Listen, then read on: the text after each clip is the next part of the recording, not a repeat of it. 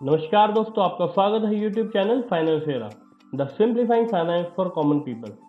दोस्तों, आज हम बात करेंगे रेपो रेट के बारे में। रेपो रेट क्या होता है और ये कैसे हमारी जो इकोनॉमी है उसको अफेक्ट करता है।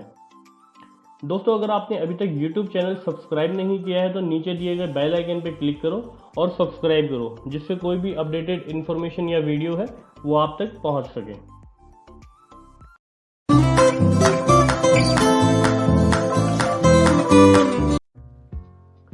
दोस्तों, रेपो रेट एक इंटरेस्ट रेट होता है जिसपे जो सेंट्रल बैंक है यानी रिजर्व बैंक ऑफ इंडिया है वो एक शॉर्ट टर्म लोन देता है सभी कमर्शियल बैंक्स को। तो जिस रेट पे वो कमर्शियल बैंक्स को लोन देता है उसे रेपो रेट कहा जाता है। इसी रेपो रेट की मदद से जो भी टोटल इंटरेस्ट होता है वो कमर्शियल बैंक रिजर्व बैंक को देते हैं लोन के अगेंस्ट। एक एग्जाम्पल की मदद से समझते हैं दोस्तों। जैसे अगर आपको कभी भी पैसे की रिक्वायरमेंट है तो आप क्या करते हैं, आप बैंक्स के पास जाते हैं। बैंक्स आपको एक लोन देता है और उसके बदले में आपसे कुछ इंटरेस्ट चार्ज करता है और एक इंटरेस्ट रेट बताता है, और आप पूरा का पूरा साल का या मंथली बेसिस पे जो भी आपका इंटरेस्ट बनता है वो आप बैंक को दे देते हो। उसी प्रकार दोस्तों, जब बैंक्स को या कमर्शियल बैंक्स को रिक्वायरमेंट होती है लोन्स की तो वो किसके पास जाते हैं, वो रिजर्व बैंक के पास जाते हैं। और रिजर्व बैंक जिस रेट पे उन्हें लोन देता है उसको रेपो रेट कहा जाता है। मार्केट कंडीशन के हिसाब से दोस्तों रिजर्व बैंक जो है, जो रेपो रेट है उसे चेंज करता रहता है और उसके अनाउंसमेंट करता रहता है। अभी रिसेंटली 22 मई 2020 को जो रेपो रेट है वो 4.40 से घटा के 4% कर दिया गया है। दोस्तों, ये अभी तक का सबसे कम रेट ऑफ इंटरेस्ट है जो रेपो रेट में अनाउंस किया गया है। दोस्तों, ये जो रेपो रेट होता है ये कैसे हमारी इकोनॉमी को अफेक्ट करता है, आइए इसके बारे में थोड़ी बात करते हैं। तो जब भी रेपो रेट कम होता है तो इसका मतलब क्या है कि दोस्तों कि जो कमर्शियल बैंक्स है वो कम रेट ऑफ इंटरेस्ट से लोन ले सकते हैं आरबीआई से।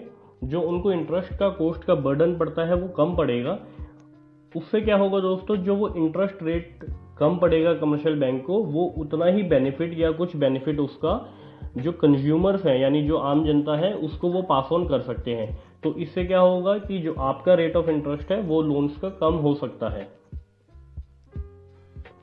दूसरा बड़ा बेनिफिट क्या होता है दोस्तों, इससे जब rate of interest repo rate कम होता है तो कमर्शियल बैंक्स क्या है, आरबीआई से ज़्यादा वॉल्यूम में पैसा लेते हैं, क्योंकि वो उसी इंटरेस्ट कॉस्ट में जो वो पहले इंकर कर रहे थे उसी इंटरेस्ट कॉस्ट में वो ज़्यादा लोन आरबीआई से ले सकते हैं।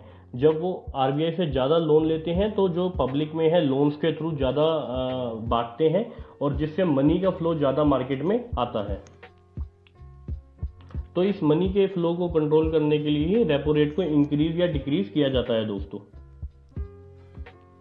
इसका अपोजिट भी समझ लेते हैं दोस्तों। जब भी रेपो रेट इंक्रीज होता है तो जो कमर्शियल बैंक्स है उनको कॉस्टिंग ज़्यादा पड़ती है लोन्स की, तो वो अपना जो रेट ऑफ इंटरेस्ट है ज़्यादा चार्ज करते हैं मार्केट में। जब रेट ऑफ इंटरेस्ट ज़्यादा चार्ज करेंगे तो जो बायर है, जो बोरोअर है, वो कम लोन्स के लिए अप्लाई करेगा, तो जिससे उनकी उसके पास जो मनी का फ्लो है वो कम होगा। तो दोस्तों, ये थी छोटी सी वीडियो रेपो रेट के बारे में, जिससे आपको पता चला कि रेपो रेट क्या होता है। अगर आपकी कोई क्वेरी है तो आप मेरे को कमेंट सेक्शन में पूछ सकते हैं। अगर आपको वीडियो पसंद आई है दोस्तों तो लाइक करो, शेयर करो और सब्सक्राइब करो। Thank you.